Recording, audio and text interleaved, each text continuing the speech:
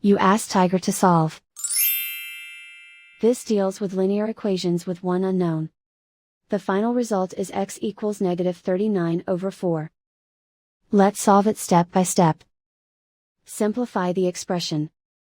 Simplify the arithmetic.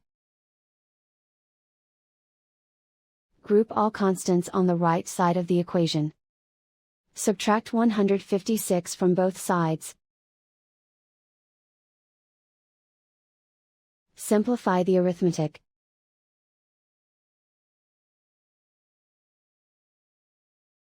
Isolate the x. Divide both sides by 16. Simplify the fraction. Find the greatest common factor of the numerator and denominator. Factor out and cancel the greatest common factor.